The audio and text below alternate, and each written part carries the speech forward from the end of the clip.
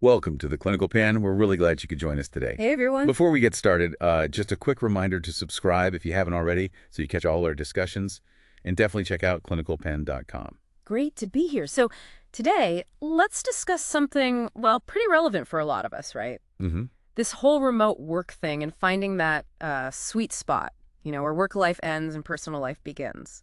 Those blurred boundaries. Absolutely. I mean, the flexibility is amazing, no Yeah. doubt, no commute, comfy clothes. Right. But yeah, the downside is the office is suddenly always there, like just down the hall. Mhm. Work can feel like it never really stops. Exactly. And that's the challenge. But the good news is there are definitely ways to manage it, to find a balance that actually works. Okay, so let's dive into some of those strategies. One thing that seems foundational is the idea of having a dedicated workspace. Why is that so crucial? Well, it really boils down to the psychology of it. Yeah. Creating a specific place just for work helps your brain make that connection. It's like a trigger. A trigger. Yeah, an environmental cue.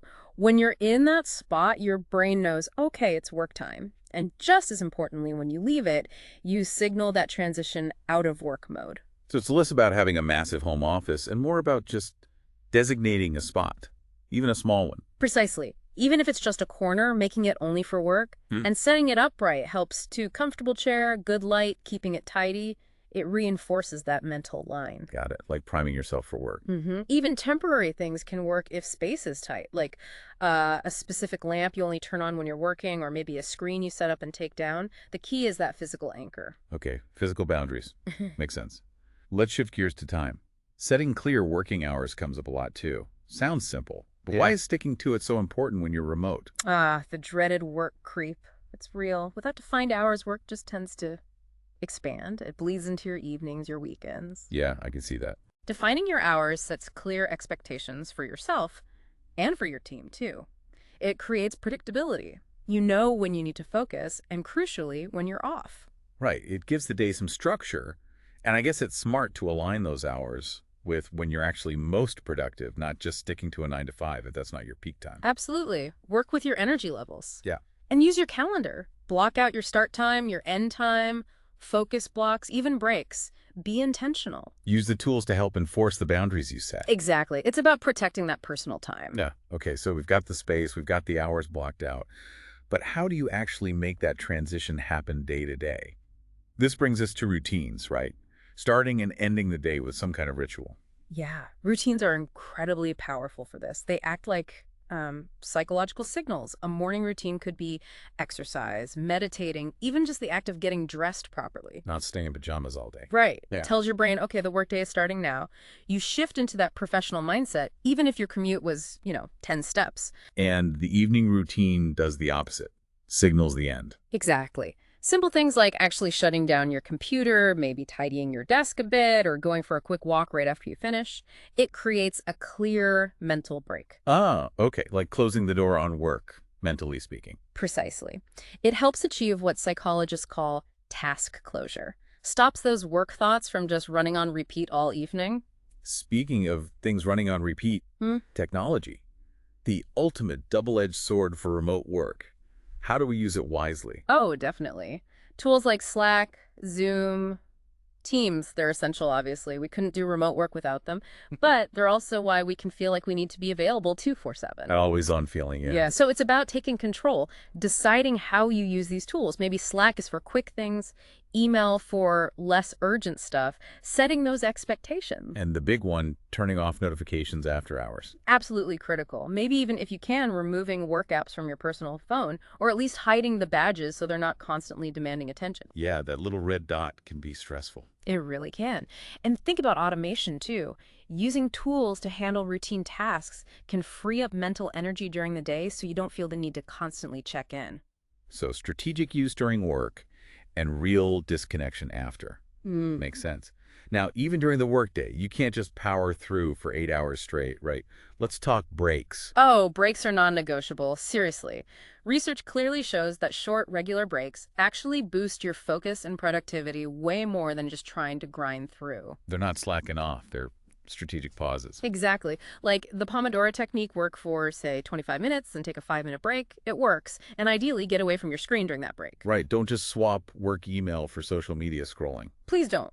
Step outside, stretch, grab some water, just let your brain rest for a few minutes. It needs that reset, prevents burnout. Yeah. Now, for a tricky one, especially if you don't live alone, setting boundaries with family or housemates, how do you manage that? Yeah, that's a big one. When your home is your office, personal life can easily interrupt work life. Constant disruptions really kill focus. So you need to communicate clearly with the people you live with. Absolutely. Talk about your schedule. Let them know when you really need uninterrupted time. Maybe use a sign on the door during important calls or deep work A sessions. do not disturb sign for your home office door. Something like that. It's about creating a mutual understanding and respect for your work time and space. It requires cooperation. Right, it's a team effort within the household. Okay, shifting back to managing the work itself. Prioritizing tasks and setting clear goals seems extra important without the office structure. Definitely. Remote work demands more self-discipline. Knowing your priorities helps you stay focused on what matters most and cuts down on that feeling of being totally overwhelmed. That endless to-do list anxiety. Exactly. So use lists, use task management tools, whatever works for you. Break big projects down into smaller, more manageable steps. And actually acknowledge when you finish something. Celebrate those small wins. Yeah, that sense of progress is important. It helps clear the mental clutter. It really does. Structure helps combat that feeling of diffusion. Now, one potential downside of remote work is, well, it can be a bit isolating sometimes. So making time for social interaction is key too. Oh, for sure. We're social creatures. That lack of casual chats by the water cooler or grabbing lunch with colleagues can take a toll on your well-being, your sense of belonging. So you have to be more intentional about it. You do, like maybe schedule virtual coffee breaks with coworkers, join some online communities in your field, and of course, make real time for friends and family outside of your work hours. Proactively fill that social gap. It's about meeting that fundamental human need for connection. And really, underpinning all of these strategies, the foundation seems to be just basic self-care, Oh, right? yeah? Looking after your physical and mental health. It's absolutely fundamental. You can't build good boundaries or be productive if you're running on empty. Your health is the bedrock for sustainable remote work. Neglecting it just leads to burnout. So things like regular exercise, trying to eat well, getting enough sleep, the basics, but they really matter here. They matter hugely. Staying hydrated, maybe trying some mindfulness or stress reduction techniques. These aren't luxuries. They're essential for keeping your balance and energy up. You can't pour from an empty cup, as they say. Exactly. Trying to enforce boundaries when you're exhausted or stressed, it's incredibly difficult. Health comes first. Okay, final strategy, and maybe the hardest for some, actually learning to log off and truly disconnect. This is the capstone, really. It ties everything together. If you can't properly disconnect, you never fully recharge. You stay in this kind of low-level on mode. Which leads straight back to burnout. Yep. So have a clear sign-off ritual. Resist that urge to check email or Slack one last time after hours, and actually take your vacation time, your mental health days. Step away completely. Have a definitive end to the workday. Put the laptop away, maybe. Whatever works for you. A walk, changing clothes, saying a specific phrase, create that ritual that signals work is done. Intentional disconnection is key for recovery. Wow, okay, so looking back at all this, it's clear that getting that work-life balance right when you're working remotely, well, it doesn't just happen automatically. No, it takes conscious effort, but it's absolutely achievable and so important for your well-being and just your ability to keep doing good work long term. It's not one size fits all, is it? Balance will look different depending on your job, your life situation. Exactly. It's personal. The key thing is to be intentional about it. So the advice is, don't try to overhaul everything at once.